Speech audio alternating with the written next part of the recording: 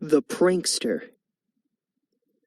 In a little seaside village, somewhere in Europe, there lived a man named Jasper.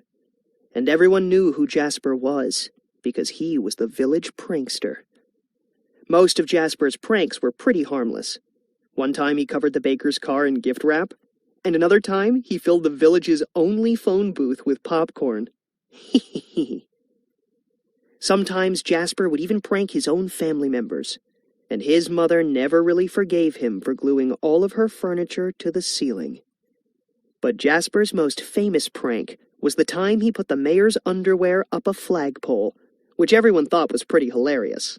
Well, everyone except the mayor. "Jasper!" That was the thing about Jasper's pranks. Most people thought they were pretty hilarious, unless they were the one being pranked. Anyway, one morning, Jasper woke up trying to figure out who he was going to prank next. He couldn't decide if he wanted to toilet paper his next-door neighbor's house, or replace the baker's cream-filled donuts with toothpaste. The toilet paper thing felt like a lot of work, and it had been a while since Jasper pranked Joris the baker, so Jasper decided he'd go with the donut thing for today. Jasper got out of bed and brushed his hair, then headed up the hill to the bakery. And on the way there, he passed a few people he knew. He waved to Marian the dressmaker and Miki the cheesemonger, but neither one waved back. But he figured they were just sore at him for covering their shop windows in mustard the week before. Things got stranger when Jasper walked into the bakery. His friend Dieter the shoemaker was walking out, and when Jasper said hello, Dieter ignored him. And a few seconds later, when Marta the librarian walked in to buy her daily baguette, she walked past Jasper like she didn't even see him.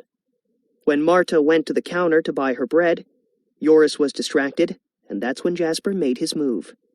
He pulled the tube of toothpaste out of his pocket and grabbed the glass lid off the donut platter. Or at least he tried to.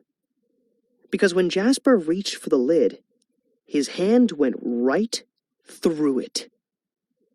Jasper was so confused that he ran outside and onto the street. But what happened next upset him even more, because when he stood in front of the mirror shop, he didn't have a reflection. Jasper realized that no one could see or hear him, and when he made a complete fool of himself, taking off his clothes and yelling, "Woogaloogaloo!" nobody noticed. Even when Jasper barged in on the Mommy and Me class at the yoga studio in his underwear shouting, "Ya, ya, ya, ha, ha, ha," everyone just kept doing their thing, like he didn't exist. Jasper tried talking himself into thinking this was a good thing, because if no one could see him, he could pull off some really epic pranks. Just then, a line of people walked past Jasper.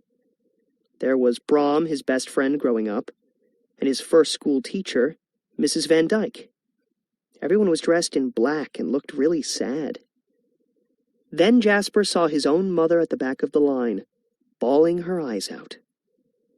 Everyone was headed into the church, so Jasper followed them inside.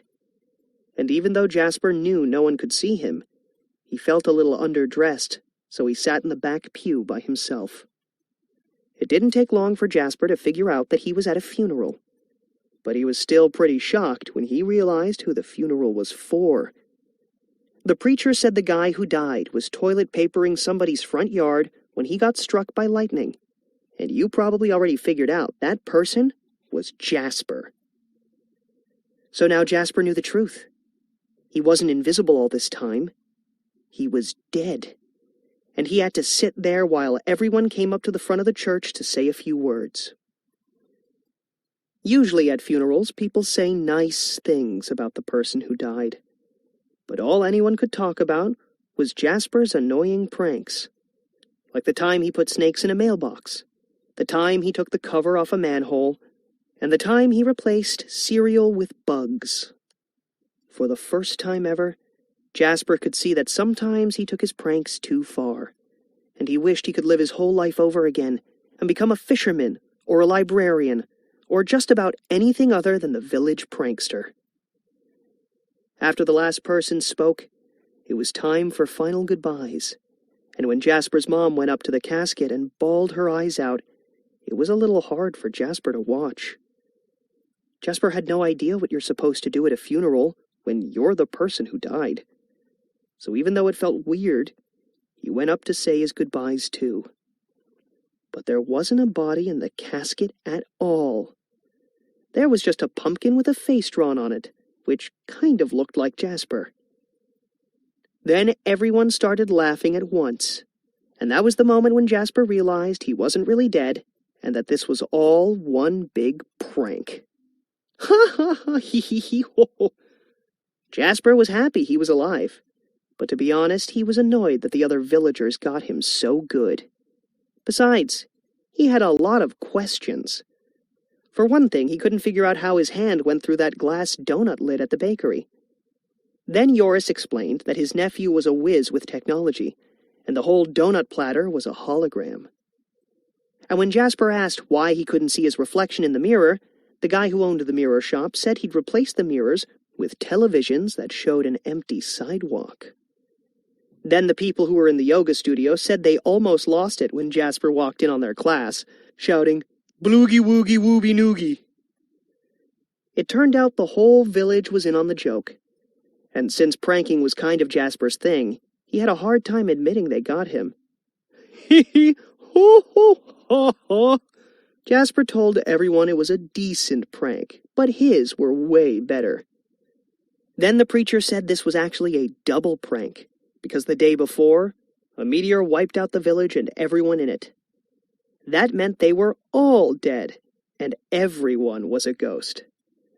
Well, this was the second time Jasper found out he was dead in one day, but this time he didn't take it as hard. Jasper always wanted to travel, and if he was a ghost, he could fly wherever he wanted. So he climbed to the top of the lighthouse and aimed himself toward Paris. But it turns out the story about the meteor was a prank too. And as Jasper belly flopped into the ocean from the top of the lighthouse, the villagers thought maybe they were the ones who took a prank a little too far. Guys!